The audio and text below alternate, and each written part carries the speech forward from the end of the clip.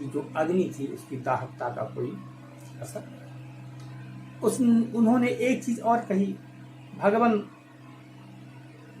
अगर आप मुझसे शास्त्रार्थ के इच्छुक हैं, मेरे शिष्य कुमारे मेरे शिष्य मंडन मिश्र के पास जाएं।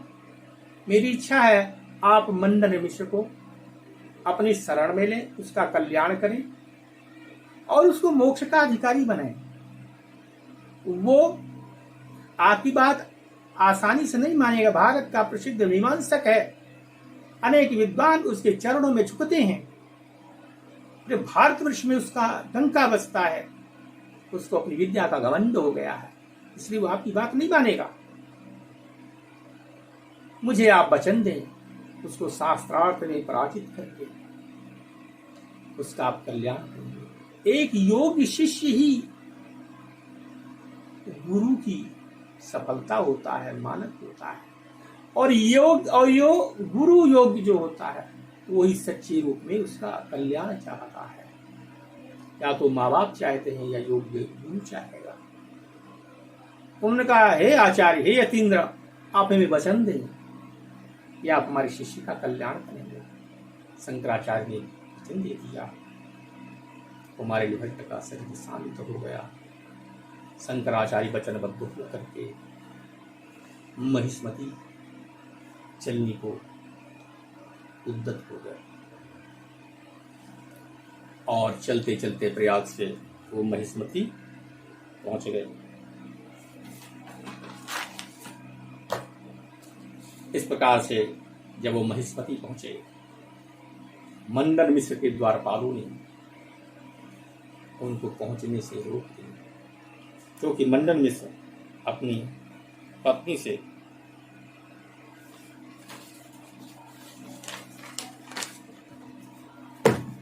या हम यूं कहें, मंडन मिश्र अपनी पत्नी के साथ श्राद्ध कर्म का संपादन कर रहे थे। उन्होंने बड़े विद्वानों को, संतों को, यतियों को भोजन पर बुलाया।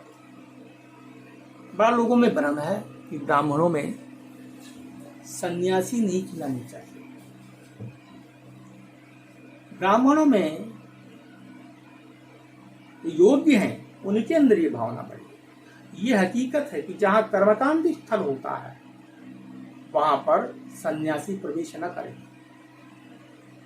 पर बाहर घर के उसको खिलाया जा सकता है और खिलाना चाहिए, क्योंकि वो भी भिक्षा का अधिकारी है और प्रथम अधिकारी है। उसको आग नहीं सेवन करना, वो कहाँ खाना बनाएगा, कहाँ खाएगा, वो आप क्या ही खाएगा। जब सब दिन खाता तो श्राद्ध के दिन कहाँ जाएगा। लेकिन ये धारणा मंडन मिश्र ने विद्वानों को, संतों को, सन्यासियों को अपने अपने जगह पर निमंत्रित किया हुआ था और सभी लोग थे।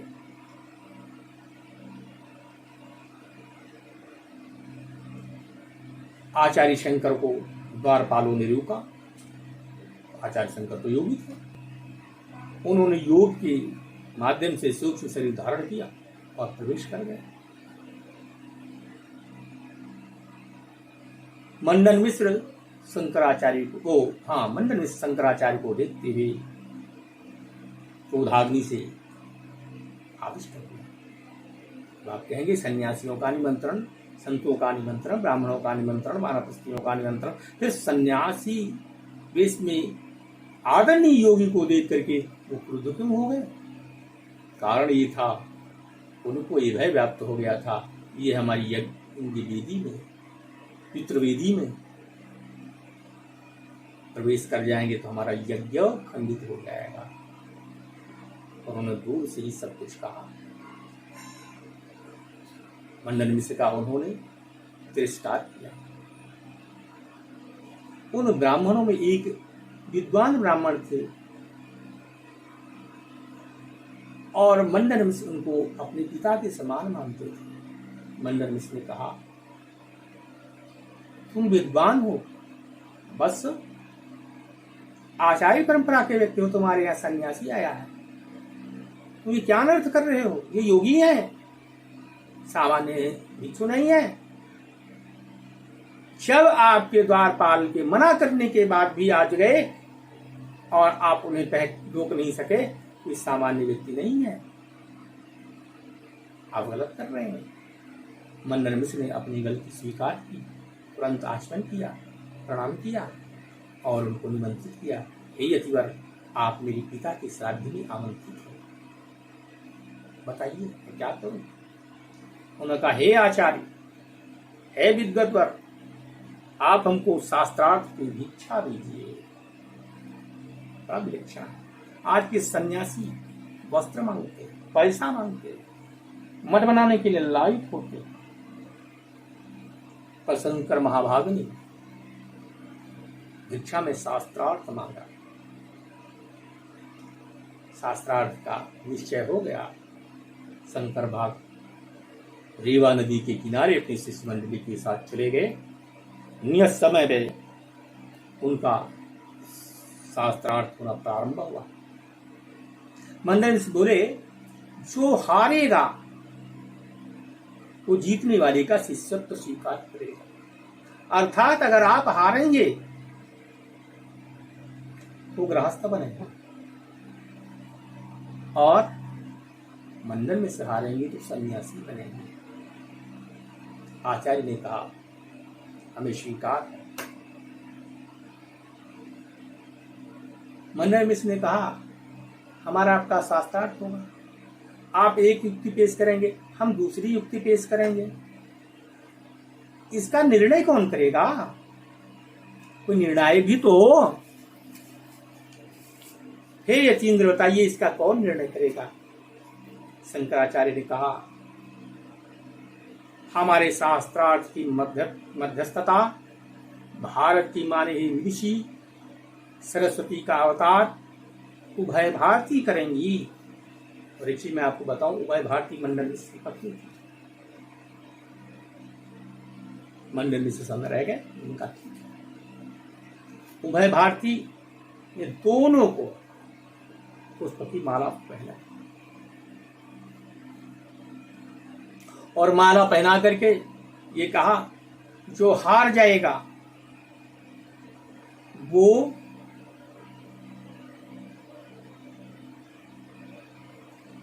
दूसरे का आधीनत्व स्वीकार करेगा। अर्थात और कैसे हार जीत होगी तो उन्होंने निश्चय किया, जिसकी माला पहले ही मुरझा जाएगी वो पराजित समझा जाएगा। मंडन मिश्र का, आचार्य शंकर का शास्त्रार्थ, उस शास्त्रार्थ में कोई भी शास्त्र बाकी नहीं है।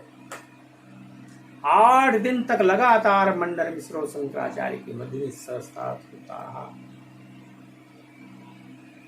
अंत में वह भारती जो मध्यस्थता कर रही थी, निर्णायक के आसन पर बैठी हुई थी, उसने देखा हमारे पति की तो माला मुरझा रही। तो वह भारती ने हाथ जोड़ करके कहा, अब आप लोगों की भिक्षा लेने का समय हो गया है। उन्होंने संकेत किया कि आप हार रहे हैं, जान गई मेरे पति, लेकिन उन्होंने स्पष्ट नहीं कहा कि आप हार रहे हैं, संकेत में कहा। उसका स्पष्ट संकेत था कि आप हार गए हैं। मंडन में से विद्वान व्यक्ति थे, उन्होंने उनके संकेत को समझा और समझ करके उनको तुरंत प्रणाम किया और शिष्यत्व को स्वीकार किया। पर यहाँ पर एक प्रश्न मंडन इसने किया, अब तो मैं हार गया हूं भगवान, आपका शिष्य हूं, क्या जिज्ञासा के लिए कोई प्रश्न पूछ सकता हूं? उन्होंने कहा, पूछो, क्या पूछना चाहते हैं? उन्होंने कहा, महर्षि जैमिनी ऋषि थे, साक्षात्कृत धर्मा थे, मंत्र के दृष्टा हैं, ऋषि कभी झूठ नहीं बोलते। फिर आपने महर्षि जैमिनी के बातों को प्रमाण क्यों नहीं माना? क्या जैमिनी का शास्त्र बेकार है? क्या मीमांसा बेकार है? उनका कहने का संकेत है, क्या मीमांसा को कूड़े में पहुंचा दें? अब मीमांसा की भारत में गति क्या होगी? उनका शंकराचार्य ने कहा, सुनो मंडन, जैमिनी गलत नहीं थे, गलत आपकी दृष्टि थी, गलत समय पर गलत सूत्र आपने उपस्थित किए। जैमिनी तो अपनी जगह पर सही थे। मंडन मिश्र ने उनको प्रणाम करके सिर झुका लिया और इस प्रकार से मंडन मिश्र के शास्त्रार्थ का अध्याय पूर्ण हुआ। उभय भारती ने निर्णय देते हुए ये कहा कि मेरे पतिदेव अवश्य पराजित हुए हैं, पर मैं नहीं पराजित हुई हूं। आप इनको संन्यास तभी दे सकते हैं जब मैं भी पराजित हो जाऊं, क्योंकि मैं अर्धांगिनी हूं। जब तक अर्धांगिनी को आप पराजित नहीं करते तब तक कुछ नहीं हो सकता। उन्होंने शास्त्रार्थ की चुनौती दी। मंडन मिश्र की ओर शंकराचार्य ने देखा और कहा, देवी आप तो नारी हैं, गृहस्थ है, क्या आप शास्त्रार्थ करेंगे? मंडन मिश्र की विद्वान पत्नी, विदुषी पत्नी ने कहा, याज्ञवल्क्य के साथ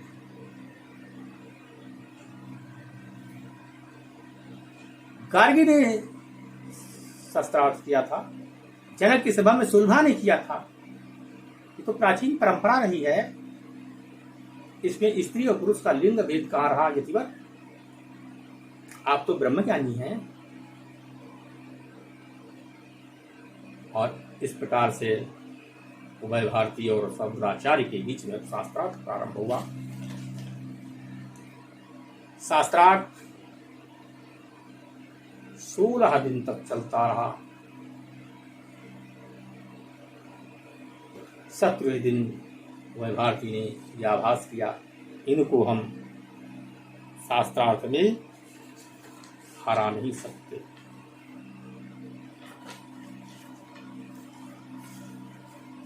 तब उभय भारती ने काम शास्त्र पर झड़ाझड़ प्रश्नों की बौछार लगा दी। और इस बीच शंकराचार्य से शास्त्रार्थ के मध्य में समस्त शास्त्रों का समावेश कर दिया। कोई शास्त्र ऐसा बचा नहीं जो शास्त्रार्थ में आया न। पंडित मंडली दंग रह गई। ये देख करके, ये सोच करके शंकराचार्य भी दंग रह गए कि ये महिला तो मंडन मिश्र से भी ज्यादा विद्वान है। पर जब 17वें दिन उभय भारती ने काम शास्त्र पर प्रश्नों की झड़ी लगा दी, इस पर मंडन मिश्र ने कहा, देवी ये गलत है, ये सन्यासी है, ये काम शास्त्र का उत्तर कैसे दे सकते हैं? उभय भारती ने शांति हुए भी कहा, क्यों, क्या काम शास्त्र एक शास्त्र नहीं है? अब शंकराचार्य के सामने विचित्र स्थिति पैदा हो गई। शंकराचार्य सन्न होकर ये क्या किया गया? कोई मंडली पंडितों की थी, वो भी अवाक रह गई। शंकराचार्य ने हाथ जोड़ा, देवी मैं सन्यासी हूं, मुझे 1 वर्ष का समय चाहिए। उनका क्यों?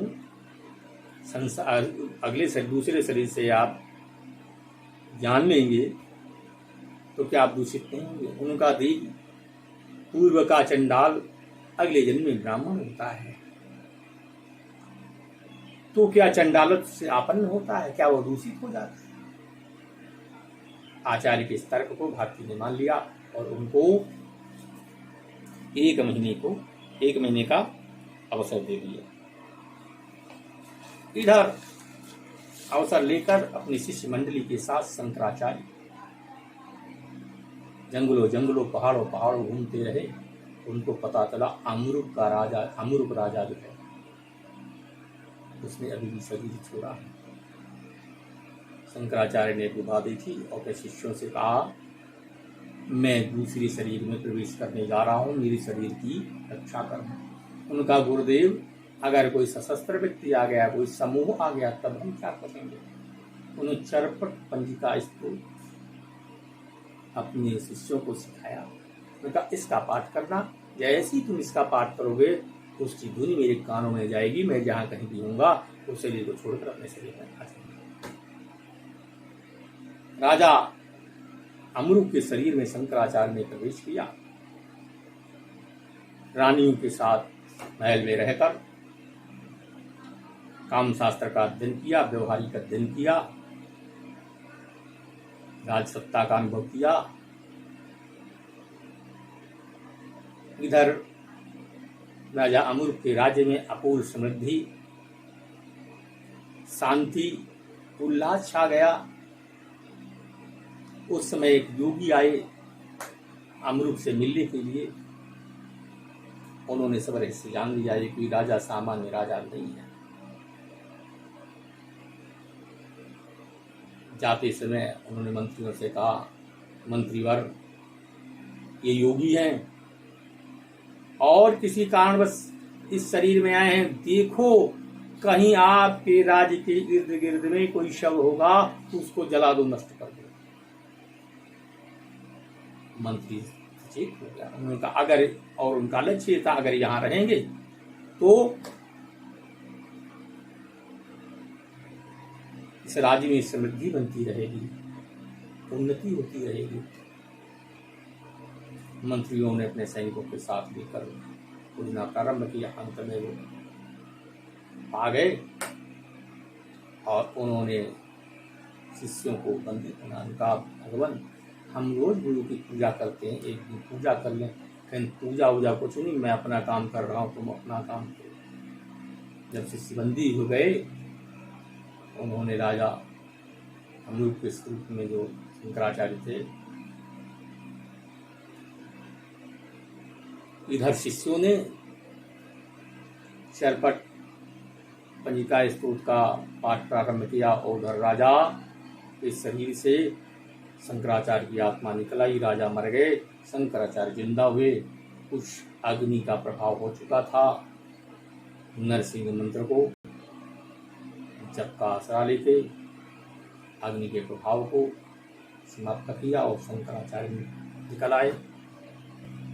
उनके शिष्य आह्लादित हुए और उन्होंने उनको घेर लिया, प्रणाम करने लगे। सब कुछ एकदम प्रसन्नतापूर्ण वातावरण था।